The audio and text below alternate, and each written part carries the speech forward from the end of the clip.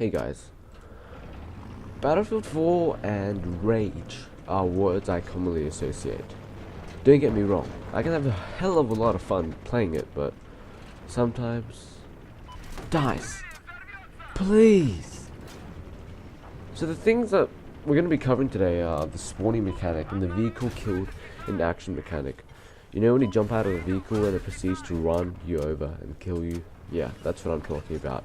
If you don't know what I'm talking about, consider yourself lucky. The last thing you want is to come up behind a group of enemies with your MG4 and then get taken out by the quad bike you just jumped off. So there are basically three types of spawning: on objectives, on squad mates, and on friendly vehicles. I seem to be killed much more when spawning on a squad mate than when spawning in on an objective, and for good reason. You're spawning directly into the action, right in the center of the battle. I know there's a warning system in place, but I don't think it's enough. I'm pretty sure it's triggered by suppression. If the squad mate you're trying to spawn on is getting suppressed, that's why there's a flashing warning symbol when you're in the spawn screen. Now, I don't think this is enough. I mean, too many times. There should be a warning system for when there are enemies nearby, not just shooting. Too many times I've spawned in and me seconds later being gunned down, and this is all without any warning.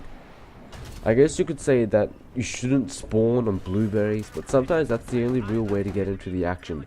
Besides, if you can't trust your own teammates, the game probably won't be a very fun experience for you.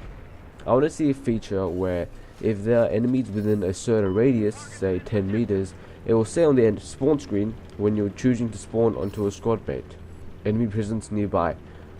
This way you'll know whether or not to spawn on a squad mate if you want to be able to survive longer than 5 seconds.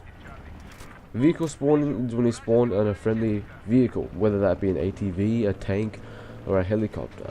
There's a warning system in place, but there's still countless times when I spawn into doomed vehicles and pilotless helicopters and ended up dying immediately afterwards. Why don't we implement a feature where it shows the vehicle health in the corner of the screen when you're choosing to spawn in on a vehicle? This way you have definitive knowledge of whether or not a vehicle is likely to go down, rather than a grainy screen where you can't really even tell what's going on. You can tell by its vehicle health whether or not it's taking several RPGs to the ass. I would also like the enemy presence nearby mechanic for vehicles as well, because I'm sure I'm not the only one who has spawned into a vehicle only to have it see forward immediately. The last type of spawning is spawning on objectives. Now this is supposed to be the safest method, yet there were still many times when I spawned in to find myself next to an enemy tank. Really? How is there any fairness in that? Now you might say, well, there must have been times when you spawned behind enemy lines. Well, yes, that happened too, and I also disagree with that. Yes, it's nice to get the multi-kill, but you don't deserve it. There was no flanking involved or any strategy. It was just a lucky spawn that the enemy couldn't have done anything to prevent. Right now, spawning on objectives is random between a number of specific spawn points. The game should take into account enemy concentration near the spawn points when having a player spawn in to reduce the chance of putting them in the position where they get wrecked immediately or get behind enemy lines. This could be as simple as making it so that you spawned on a spawn point with the least concentration of enemies in a 10 meter radius around it. Now I want to talk about vehicle killed in actions. It seems particularly prevalent with ATVs on hilly maps. There were multiple times in the same round on Zavod where I jumped off an ATV in the mountains between Bravo and Delta and was consequently killed in action. There's no real purpose. Unless you're trolling teammates, it's not going to have a benefit. And for one, I've only done that to one teammate, and that was a camping recon up the side of a cliff in Lake King Dam. And I've only ever had that happen to me once, and that's when Shady ran me over with my tank when I was repairing it. Other than that, what is it supposed to do? If you want to keep that trolling factor of the game, where would Chavo and Azzy be without team killing?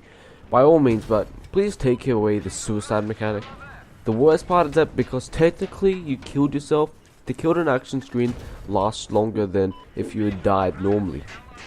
Frankly, I would just have it that the empty vehicles can't kill yourself or friendlies. You might be thinking, what about enemies? Well, the last person who was in the vehicle is the one who is immune to it, as well as his teammates.